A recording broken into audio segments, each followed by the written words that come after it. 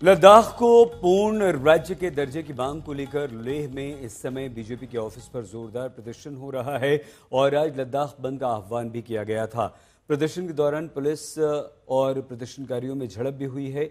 आइए हम आपको तस्वीरें दिखाएं। ये तस्वीरें हम आपको लगातार दिखा रहे हैं जो कि पूर्ण राज्य के दर्जे की मांग को लेकर पुलिस और प्रदर्शनकारियों की तस्वीरें हैं। लद्दाख के लोग केंद्र सरकार से राज्य का दर्जा देने की मांग कर रहे हैं। लद्दाख को केंद्र शासित प्रदेश बनाया गया था, जिसके बाद से लद्दाख के लोग लगातार ये मांग कर रहे हैं। यहां तक कि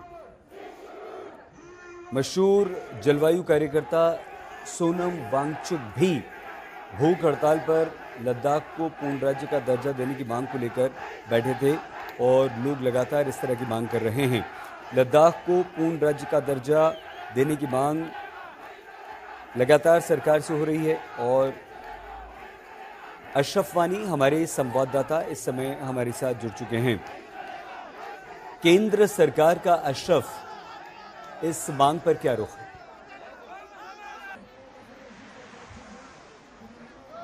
कहीं ना कहीं सईद, आपने काफी अहम सवाल पूछा है। ये प्रदर्शन जो है या ये जो मांग है, ये लद्दाख के लोगों के पिछले कई साल से है। दरअसल जब यूनियन टेरिटरी का दर्जा लद्दाख को मिला था तो उसके बाद उनको लग रहा था कि उस यूनियन टेरिटरी के दर्जे में उनके साधन और उनकी नौकरियां जा रही है। फिर लगातार उसकी मांग जो कर रही थी लद्दाख के लोग केंद्र सरकार से, तो बातचीत की प्रक्रियाएं भी शुरू हुई, लेकिन उस बीच जो है बातचीत की प्रक्रिया से कुछ निकला नहीं है। उस बीच जो है लद्दाख में लोगों की मांगे और बढ़ने लगी और सोनम वांगचुक जो कि एक एक्टिविस्ट है, उनकी अगुवाई में एपेक्स बॉडी बनाई गई लद्दाख और करगिल के लोगों की, जिसमें सामाजिक कार्यकर्ताओं के साथ साथ कुछ जाने पहचाने चेहरे शामिल हुए और वो लगातार पिछले कई महीनों से जो है इस बात की मांग कर रहे हैं कि एक तो लद्दाख को 6 शेड्यूल का दर्जा मिले, दूसरी मांग जो इस एपेक्स बॉडी की है वो ये है कि लद्दाख को पूर्ण राज्य का दर्जा मिले, क्योंकि यूनियन टेरिटरी बनने के बाद लद्दाख में कोई विधानसभा नहीं है।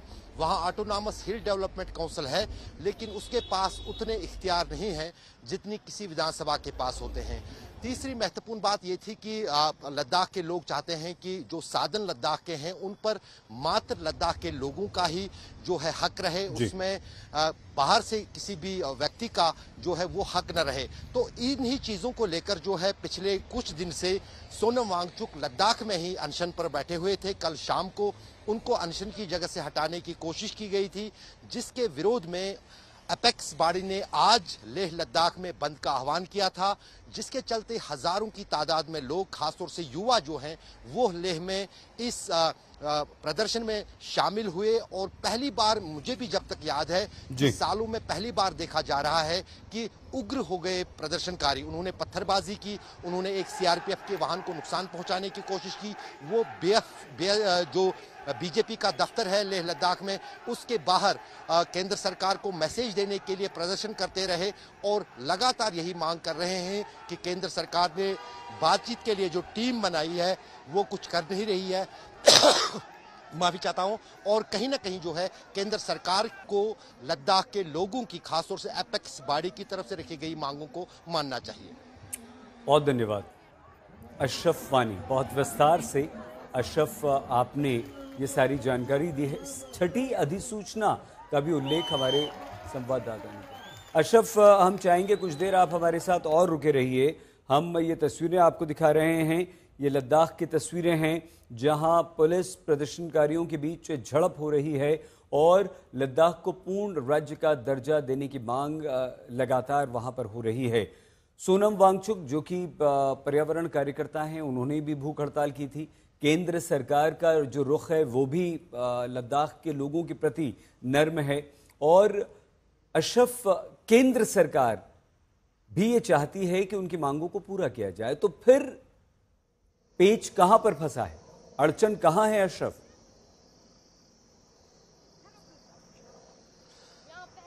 अड़चन यहाँ पर है कि कुछ उम्मीद से ज्यादा ही लद्दाख के लोग मांग कर रहे थे। जैसे मैंने आपको शुरू में सईद कहा कि लद्दाख के लोगों की दशकों से मांग थी कि उन्हें जम्मू कश्मीर से अलग करके पूर्ण जो है यूनियन टेरिटरी का दर्जा मिले।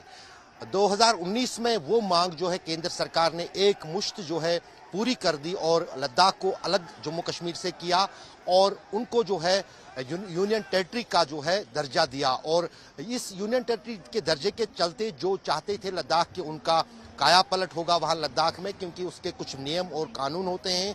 उसके चलते जो है कहीं ना कहीं लद्दाख के लोगों को लगा कि यूनियन टेरिटरी में उनका नुकसान हो रहा है, उनको नुमाइंदे चुनने यानी असेंबली के मेंबर चुनने का अधिकार नहीं है, यहाँ पर कोई विधानसभा नहीं होगी। और उनका सबसे बड़ा आरोप जो यूनियन टेरिटरी बनने के बाद ये था कि बाहर से लोग यानी जो अधिकारी होते हैं दिल्ली से आके जो है लद्दाख के लोगों पर न सिर्फ राज करते हैं बल्कि साथ ही साथ वही वहाँ की रणनीतियाँ, वहाँ की विकास, वहाँ के तौर तरीके जो हैं तय करते हैं। और इस पर जो है सबसे बड़ा जो है पैच लद्दाख में बना है, क्योंकि लद्दाख देश का मात्र एक ऐसा क्षेत्र है जो न सिर्फ सबसे बड़ा एरिया के हिसाब से है बल्कि यहाँ पर जनजीवन भी काफ़ी मुश्किल है। 6 महीने यहाँ पर सर्दी रहती है। अच्छा, और उसके साथ साथ टूरिस्ट्स की सबसे ज़्यादा आबादी जो है वो लद्दाख में ही है। ये छठी अनुसूची में क्या है, थोड़ा सा अगर समझाएंगे तो हमारे दर्शकों को के लिए अच्छा रहेगा।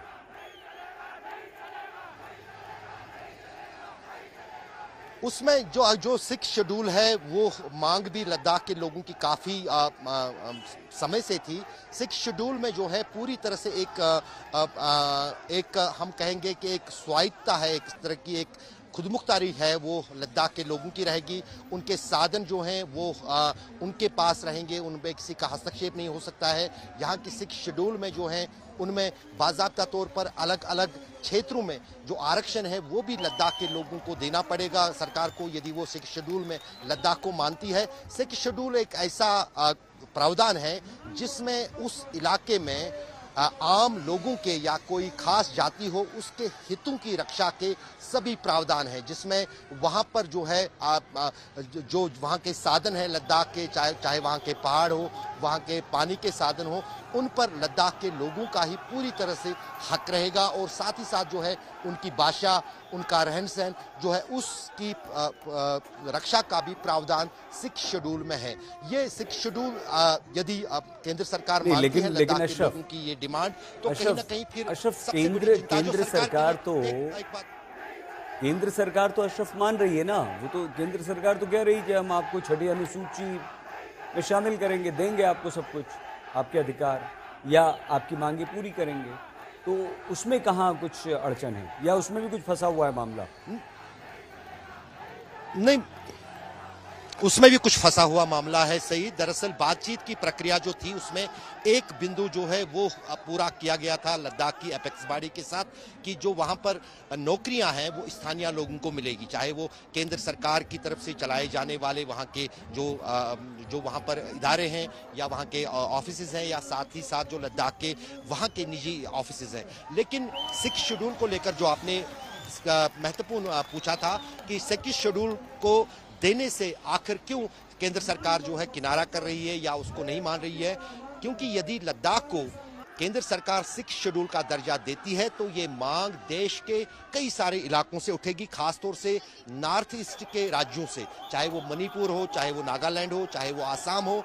वहाँ पर भी इसी तरह पहाड़ के लोगों में अलग जनजातियों के लोग, अलग इतिहास के लोग रहते हैं, तो वो उनके लिए एक रास्ता बनेगा कि जब लद्दाख को 6 शेड्यूल में शामिल किया गया केंद्र सरकार की तरफ से तो उनको क्यों नहीं। तो देश में अलग अलग हिस्सों में किसी तरह का विवाद रोकने के लिए केंद्र सरकार 6 शेड्यूल को छोड़कर सभी मांगों पर राजी है।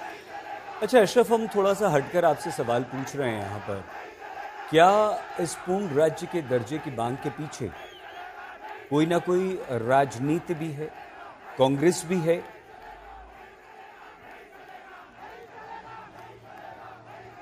बिल्कुल आपने सही कहा सईद। और दरअसल जिस अंदाज से जो बांग्लादेश में हुआ, जो नेपाल में हुआ, जिसके इशारे कई बार विपक्ष के नेताओं ने, विपक्षी दलों ने दिए कि इस तरह का आंदोलन या इस तरह का प्रोटेस्ट जो है वो देश में भी संभवता है, तो कहीं ना कहीं राजनीतिक जो है वो भी हाथ इसके पीछे देखा जा रहा है। क्योंकि अगर हम लद्दाख की बात करें, यहाँ पर 2014 तक पूरी तरह से कांग्रेस का वर्चस्व था। लद्दाख में इतनी ही अहमियत नहीं है कि ये एक एरिया के एतबार से बहुत बड़ा इलाका है, बल्कि आबादी भी बहुत कम यहाँ देश के बाकी इलाकों के मुकाबले में रहती है। और बीजेपी ने पहली बार सत्ता, या हम कहें वहाँ का जो लोकसभा चुनाव है वो जीता था, 2019 में भी जीता था, लेकिन 2024 में यहाँ पर बीजेपी नहीं जीती है। यहाँ पर एक निर्दलीय उम्मीदवार जो हैं लोकसभा चुनाव में विजय हुए। और लद्दाख की अगर बात करें तो ये दो प्रमुख जिलों पर है, एक तरफ से लेह जो बुद्धिस्ट बहुल इलाका है या डिस्ट्रिक्ट है, और दूसरी तरफ जो है करगिल है जिसमें मुस्लिम बहुल शिया आबादी रहती है।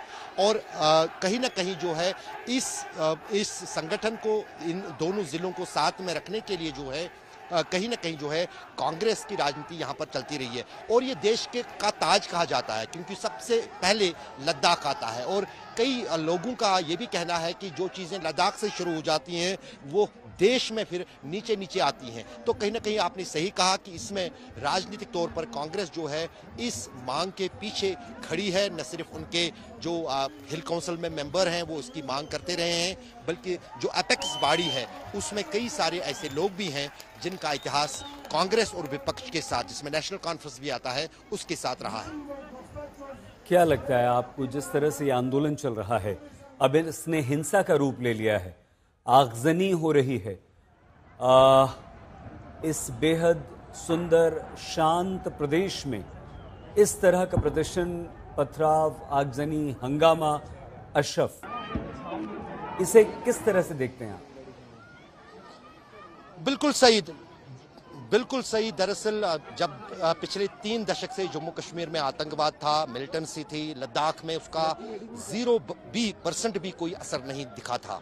जब करगिल युद्ध हुआ था, करगिल के लोग, लद्दाख के लोग भारतीय सेना के साथ उस युद्ध में शामिल हुए और भारत को जीत दिलाई उस युद्ध में।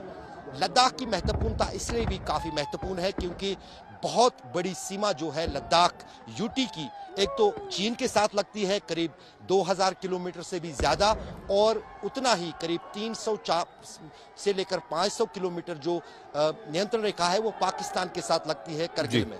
तो कहीं ना कहीं सीमावर्ती इलाका होने के कारण केंद्र सरकार के लिए यहाँ पर किसी तरह का तनाव जो है वो अच्छा संकेत नहीं है। यही कोशिश रही है शुरू से केंद्र सरकार की तरफ से, वो लद्दाख के लोगों की हर बात को मानती रही है। लेकिन जब तक मुझे भी याद है, मैं पिछले 30 साल से जम्मू कश्मीर और लद्दाख को देख रहा हूँ, पहली बार इस तरह देखा गया है जब लद्दाखी लोगों ने, जो काफ़ी संवेदनशील माने जाते हैं, काफ़ी पीसफुल माने जाते हैं, उन्होंने इस हिंसा को जो है भड़काया है। वहाँ पर पहली बार जब कश्मीर में रोज़ पत्थरबाजी होती थी, लद्दाख में कोई पत्थरबाजी नहीं हो रही थी, यहाँ पर आज पत्थरबाजी भी हो रही थी। और जो मेरी स्थानीय लोगों से बात हुई है, पुलिस के अधिकारियों से बात हुई है, उनका कहना था कि जो युवा थे, यानी जो यंग जनरेशन है, जो नौजवान लोग हैं, वही पत्थरबाजी कर रहे थे। कोई बुजुर्ग या कोई मैच्योर्ड जो उम्र रसीद आदमी है, उनकी तरफ से कोई पत्थरबाजी नहीं हुई, कोई हिंसा नहीं हुई। तो कहीं ना कहीं ये जो है, जैसे मैंने आपको कहा कि बांग्लादेश या विश्व के अलग अलग देशों के हाल या नेपाल के हाल में ही जो है चीज़ों को देखते हुए कहीं ना कहीं जो है, जो यंग जनरेशन है, जो जी जनरेशन है, वो कहीं ना कहीं जो है अब इस तरह के आंदोलनों में जो है शामिल हो रही है, जो कहीं ना कहीं समाज और देश के लिए अच्छी बात नहीं है। अशरफ, बेहद गंभीर बात आपने कही है, और हमारे देश के युवा जब इस तरह की गतिविधियों में लिप्त होते हैं तो उनके लिए अफसोस होता है, उनके लिए चिंता होती है। अब आप हमें ये बताइए कि जब से केंद्र शासित प्रदेश बनाया गया है लद्दाख को, क्या उसके बाद से इस तरह प्रदर्शन लद्दाख में देखने को मिले हैं? लद्दाख में लोग सड़कों पर उतर रहे हैं, और क्या केंद्र शासित प्रदेश का दर्जा देने के बाद लद्दाख के विशेष अधिकारों का भी हनन हुआ है, वो भी समाप्त हुए हैं?